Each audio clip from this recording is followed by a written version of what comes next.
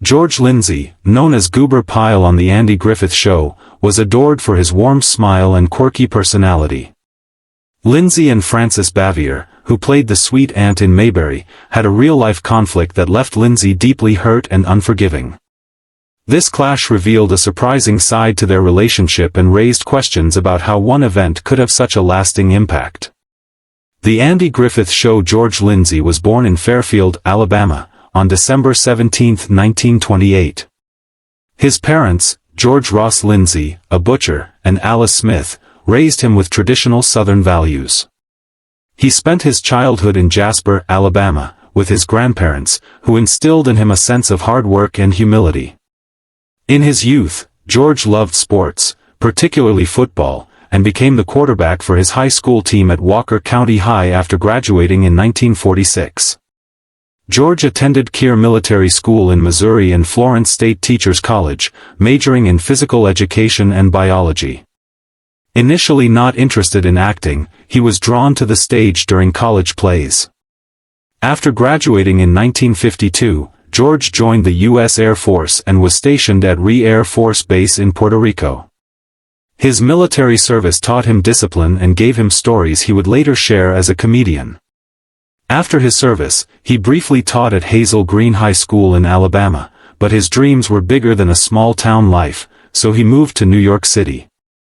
George aimed to join the American theater wing, but struggled to find roles. In 1960, he appeared on To Tell the Truth, a TV quiz show, as a nightclub comedian who loved spear fishing. This was a unique way to showcase his personality and humor in the entertainment industry. George appeared in Broadway plays such as Wonderful Town and All-American, but his big break was still a few years away. In 1962, he came to Los Angeles to pursue his career in Hollywood. Initially appearing in modest roles on Gunsmoke, The Rifleman, and The Twilight Zone, George proved his Hollywood potential. In 1964, he was cast as a Goober Pyle on The Andy Griffith Show, which altered everything. Explore the background of The Andy Griffith Show. The conflict between George Lindsay, Goober Pyle, and Frances Bavier, beloved Aunt Bee, in Mayberry was unexpected, despite the seemingly harmonious setting. Behind the scenes, there was turbulence. George Ly joined Andy Griffith Show in 1964 as a Goober Pyle. Goober, a quirky mechanic, was the cousin of Gomer Pyle, played by Jim Nabors, a fan favorite. His amusing antics and oddball appeal made people giggle. Lindsay was known for his easy, good-natured portrayal of Goober, which was popular among fans. However, his off-screen character was not always as nice and carefree as it appeared on TV. According to those who worked with Frances Bavier, who played Aunt Bee, she was known for being reserved, rarely mingling with co-stars, and had a strained relationship with George Lindsay from the show. According to George Lindsay's 1995 memoir, Goober in a Nutshell, Frances was intensely focused on her role and battled with the cast's informal mood. Lindsay enjoyed joking on set, sharing silly stories and using colorful language, but Frances preferred a more serious, respectful environment. Lindsay described Frances as rigid, wanting things done a certain way and finding it difficult to go with the flow. George Lindsay was often easygoing and amusing, but Frances was bothered by his customary joking and possibly inappropriate language. After scolding him, she hit him over the head with her umbrella twice, causing the umbrella to bend. The incident shocked everyone on set, especially Lindsay, who felt humiliated and upset. The incident left a lasting impact on Lindsay's mood. Ken Berry, who played Sam Jones on the show, was upset by Bava's harsh response. He didn't dislike Frances before this incident and respected her as an actress, but he never forgave her for the way she treated him. This wasn't a one-time incident for Frances. Other cast and crew members shared their troubles working with her. Howard Morris, who played the character Ernest T. Bass and directed some episodes, found it challenging to work with Frances. He once described it as stepping on a landmine. Whenever he had to direct her, he knew he had to be extremely careful with instructions, because if he asked her to move a few steps or change her position slightly, she could become upset, quickly creating tension on the set. Sheldon Leonard, the executive producer, also found her to be the most difficult person in the cast to work. With even though he recognized her talent, the strange thing about Frances Bavier was that she seemed to feel the weight of her reputation too. She knew that her Aunt B character was beloved by audiences, but she also knew that she was not like Aunt B in real life. In an article from 1966 she even said that Aunt B was so much nicer than she was, acknowledging the differences between herself and the character. It was something she struggled with, and it may have contributed to her keeping her distance from the rest of the cast. Later in life she revealed that this inner conflict over her role as Aunt B had become so tough that she eventually went to a psychiatrist for help. As the years went on, Frances's behavior continued to keep her apart from her co-stars. When Mayberry RFD started its third season, she was no longer part of the show. There wasn't much of an explanation given on screen. Sam Goober and Howard simply mentioned that Aunt B had gone to visit her sister and wouldn't be back anytime soon. In reality, though, it seems that her tense relationships with cast members, especially Lindsay, had contributed to her departure. Without Aunt B, the show moved forward, but her absence was felt by fans who loved her character. Even after the show ended, Frances kept her distance from her old co-stars. In 1986, when Andy Griffith and Ron Howard, who played Little Opie, decided to pay her a surprise visit, she refused to see them. She told them that it was because she hadn't been given notice of their visit, but many belied there was more to it, that she wanted to keep her old life as Aunt B separate from her real life. However, toward the end of her life, Frances did make one last gesture. She called Andy Griffith and expressed regret for being difficult to work with. During the show she apologized for her behavior, which gave Griffith some closure. Unfortunately, George Lindsay never received a similar apology, and if he had, he surely would have included it in his memoir. For George, that unresolved tension stayed with him long after the show ended. He held on to that moment, feeling it was unfair and unnecessary. Even though the Andy Griffith Show was a huge part of his life, bringing him fame and fan admiration, the memory of that umbrella incident and Frances's reaction overshadowed much of the good memories he had of working on set. Fans adored Lindsay for his character, and despite his pleasant personality, he carried the weight of an unforeseen moment with Bavier behind the scenes.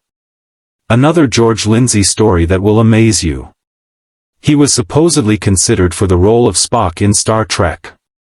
Goober Pyle, the Mayberry mechanic, was also considered Mr. Spock during TV Land's 4th anniversary Star Trek marathon in 2006. The logical Vulcan on the Starship Enterprise was revealed during an interview segment. Leonard Nimoy, who played Spock, revealed that Gene Roddenberry, the creator of Star Trek, considered George Lindsay for the role. While some questioned his humor, there is additional evidence to support this claim. In his autobiography, Ernest Borgnine wrote that Lindsay told him he turned down the role of Mr. Spock on Star Trek.